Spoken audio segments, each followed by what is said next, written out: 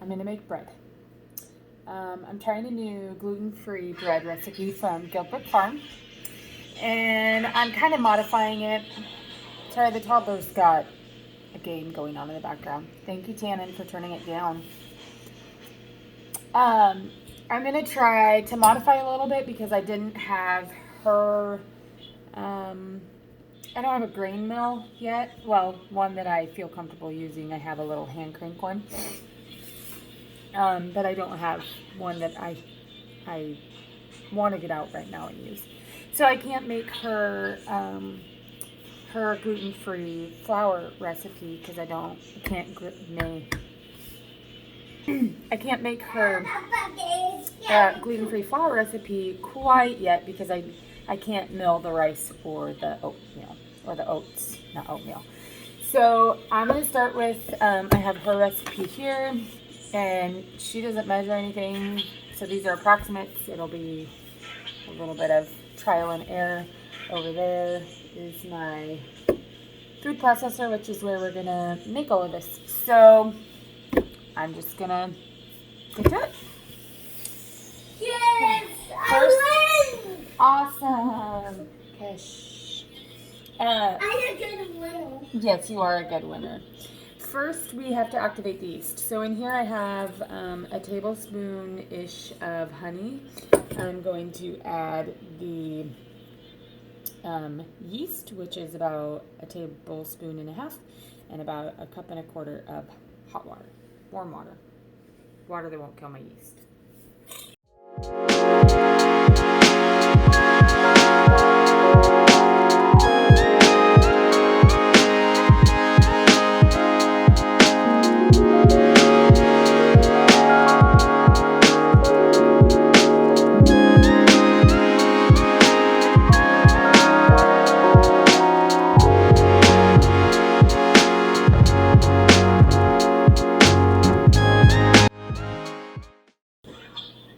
Coffee is life.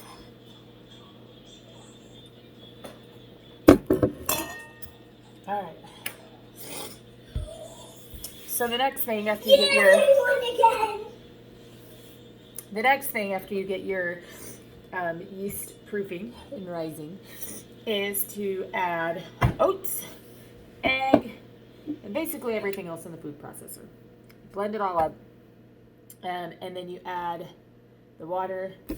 And because gluten-free flour doesn't act like gluten flour, it really sucks up water. You might have to add more water. There's apple cider vinegar and baking powder in this. She said that those will both help this rise. I do know that about baking powder. I didn't know that about apple cider vinegar though. So that's interesting. I'm going to use butter and drippings. There's about 5 tablespoons of fat in this recipe. And I'm going to do what I have of butter already kind of thawed out because I buy it in bulk and I leave it in the freezer. So I'm going to do what I have thawed out and the rest in lard or drippings. Those are drippings. I don't know if you can see the layers. I keep adding to it. And then I'm going to put some xanthan gum in it for stretchiness, salt, and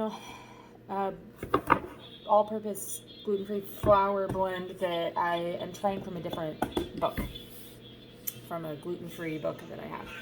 This is a duck egg. I'm going to use this egg. I do have chicken eggs, but my sister, which we actually prefer the texture of chicken eggs, but my sister has ducks and they are laying like crazy right now, and she just gave me a dozen last night, and if I don't bake with these, we may not use these. I haven't convinced my family that we like these yet. So she swears by them. Her family loves them mixed up. They don't eat them fried. They don't like the texture of them fried. But she swears by duck eggs. So I'm going to start baking with them. Help her out a little bit. All right, I'm going to start doing that over there. Egg. And oats. Almost 2 cups of oats. All right.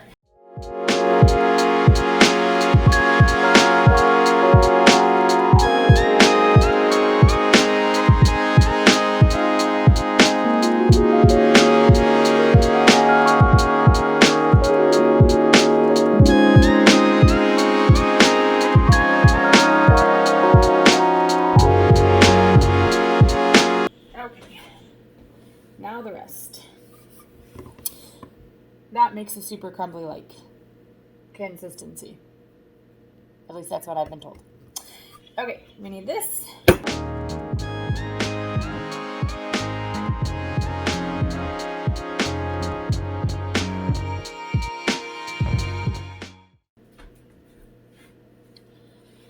My yeast has proofed. Or at least it's proofing. Remember with you guys. Or at least I'm going to attempt to. I stopped you guys on accident. Just trying to move you. Okay.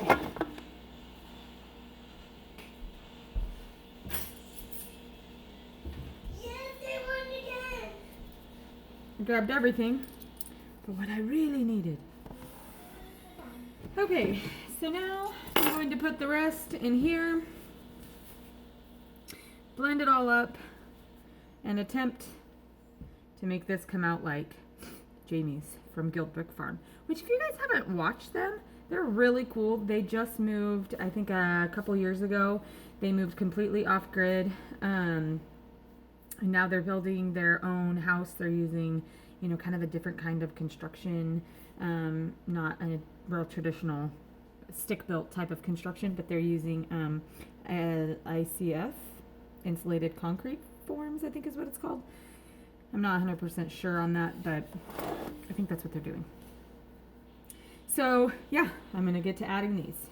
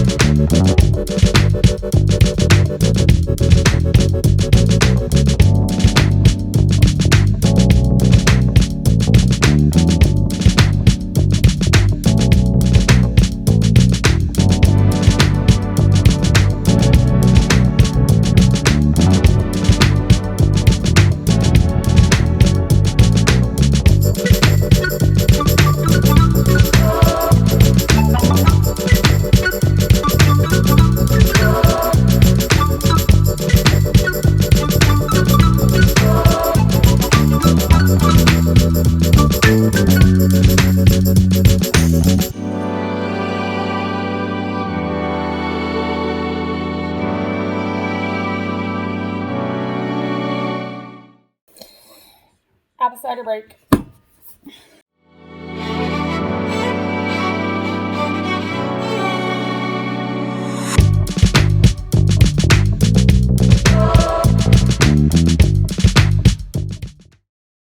So in Janie's recipe, she says that you should use a cast iron loaf pan. I don't have a cast iron loaf pan. I have a stoneware loaf pan that would probably work as well. I'm just gonna do this. I'm still not sold on this batter. It still looks thick. I think we're almost there, but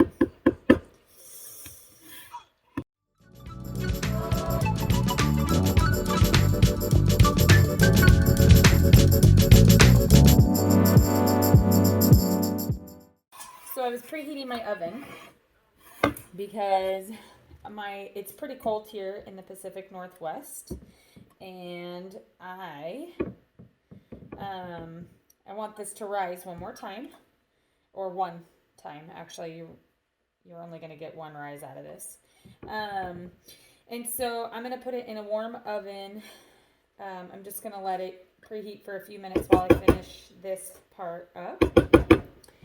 And then I'm going to stick it back in there, let it rise to the top, or to loaf-ish status. And then I'm going to turn the oven back on, and with the loaf in there, let it preheat to, I think, 400, it might be 300, could be 350, don't really know. So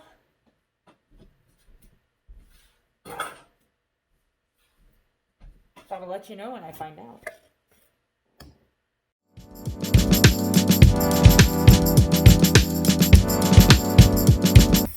Okay, I'm gonna to put this in the oven. It's probably warm enough. I don't really know, but we're going to let it rise. We'll see what it does.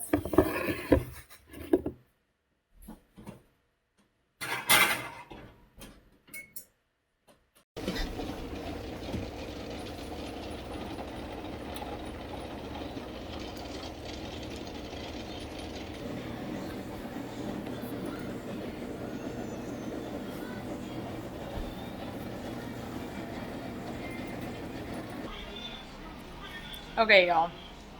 For real. That bread. I baked it. It exploded some more. And not gonna lie, that's our compost bin. It went in there. Yeah. It just wasn't gonna work. So, I'm gonna try it again. I'll do an attempt 2 video. But it just doesn't, it's so hard. Gluten-free bread is so hard because the flour, the dough, doesn't behave like bread with gluten in it because it's not the same. Can you help? Just a second. Had to help. Tianan. Anyway, it just doesn't behave the same, and so I'm really frustrated. I can make bread. I make good bread. Check this out. That's bread. That's good bread. That's bread with gluten in it, though. And I can't have gluten. So, I don't know. I'll post an attempt 2. I'll try some other recipes. I'll keep you posted. I am on the hunt for like the perfect gluten-free bread. I'm gonna find it. But for now, that's a wrap.